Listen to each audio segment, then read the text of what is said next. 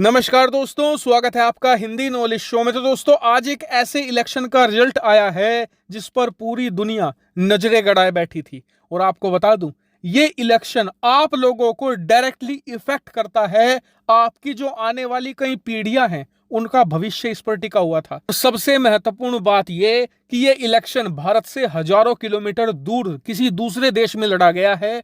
और सबसे मजे की बात यह कि भारत की मीडिया ने इसके बारे में जिक्र तक नहीं किया, जबकि आज पूरे वर्ल्ड मीडिया में यह टॉपिक छाया हुआ है। लेकिन आप चिंता मत कीजिए, इस वीडियो में मैं आपको इस इलेक्शन की सारी डिटेल देने वाला हूं, क्या रिजल्ट रहा है और सबसे महत्वपूर्ण बात, क्यों यह इलेक्शन हम सभी लोगों के लिए भी बहुत ज्यादा महत्वपूर्ण था।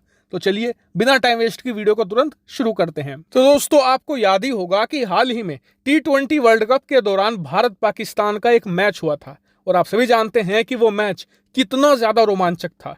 कुछ इसी तरीके का आज एक इलेक्शन रिजल्ट आया है। दरअसल हम बात कर रहे हैं ब्राजील इलेक्शन की, जो इतना रोमांचक हुआ है कि राष्ट्रपति का नाम 1% के 10वें हिस्से में जाकर तय हुआ। इतना ज्यादा क्लोज कॉल था। और इस रोमांचक बैटल में एक तरफ थे लूला डिसिल्वा, जो कि लेफ्ट विचारधारा से आते हैं, दूसरी तरफ थे राइट विंग से आने वाले राष्ट्रपति जोएल बोल्सोनारो, जो पिछले 5 सालों से ब्राजील के राष्ट्रपति हैं। और इस बार का जो चुनाव था वो 2 चीजों पर टिका हुआ था, पहला जंगल और दूसरा जंगल में रहने वाले आदिवासी।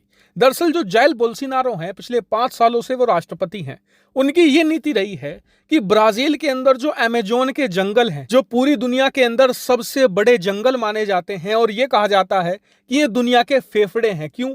क्योंकि पूरी दुनिया में जितने भी ऑक्सीजन है उसका 20% अमेजोन के जंगलों से आता है। तो जाइर बोल्सोनारो जो ब्राजील के राष्ट्रपति हैं, क्योंकि वो राष्ट्रवादी हैं, उनका कहना यह है कि हमें अपनी अर्थव्यवस्था को बढ़ाना है और देश को शक्तिशाली बनाना है। इसके लिए हमें अमेजोन के जंगल काटने होंगे, वहां से संसाधन निकालने होंगे और अपने देश को ताकतवर बनाना होगा। और उनके पिछले 5 सालों के कार्यकाल में ये खूब हुआ भी है।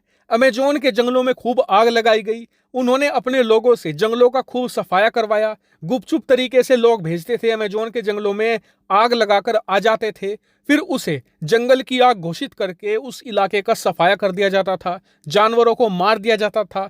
खूब जानवरों की तस्करी भी जाइर बोल्सोनारो के कार्यकाल में हुई। और अगर कोई उन्हें कहता था कि जी आप जंगलों में आग क्यों लगवा रहे हो, इससे दुनिया का नुकसान होगा, आने वाली पीढ़ी कैसे सांस लेगी, तो इस पर जाइर बोल्सोनारो कहते थे कि अमेजोन के जंगल ब्राजील के हैं, हमारी मर्जी, हम उनका कुछ भी करें। इतना ही नहीं, वो ब्राजील के लोगों को भी भड़काते थे कि ब्राजील शक्तिशाली बन रहा है, इसीलिए ब्राजील को निशाना बनाने के लिए अमेजोन की मांग उठाई जा रही है। और इसी तरीके से उन्होंने ब्राजील में अपनी पॉपुलैरिटी भी अच्छी खासी कर ली थी। इसके विरोध में जो थे लूला डिसिल्वा, उन्होंने इसी का मुद्दा बनाया और कहा कि अगर मैं राष्ट्रपति बनता हूं तो तुरंत जो जंगलों का सफाया हो रहा है उसे रोका जाएगा, और बोल्सोनारो के कार्यकाल में जो जंगलों का सफाया हुआ है वहां पर तुरंत प्रभाव से इंडस्ट्रियल एक्टिविटी रोकी जाएगी और जंगल दोबारा बसाया जाएगा। और इसी वजह से उन्हें न सिर्फ ब्राजील के अंदर बल्कि पूरी दुनिया से समर्थन मिल रहा था। आप जानकर हैरान होंगे कि कई सारे देशों के राष्ट्रीय अध्यक्ष राइट विंग से आते हैं, उसके बावजूद वो लेफ्ट विचारधारा वाले लूला डिसिल्वा को समर्थन कर रहे थे, क्योंकि सबको पता है कि अमेजोन के जंगल अगर समाप्त हो गए तो इसका कहर पूरी दुनिया पर बरसेगा। और इसीलिए इस इलेक्शन को अति महत्वपूर्ण माना जा रहा था पूरी दुनिया के लिए। और अब इसके नतीजे आ चुके हैं।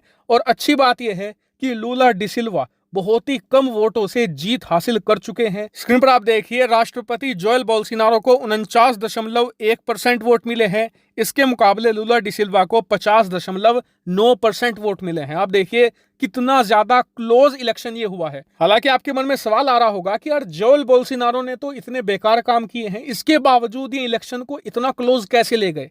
तो इसका कारण ये रहा कि जाइर बोल्सोनारो को ब्राजील के बड़े बड़े सेलिब्रिटी ने समर्थन किया था। आप जानते ही होंगे फुटबॉल आइकन नेमार जूनियर को, उन्होंने भी जाइर बोल्सोनारो का समर्थन किया था।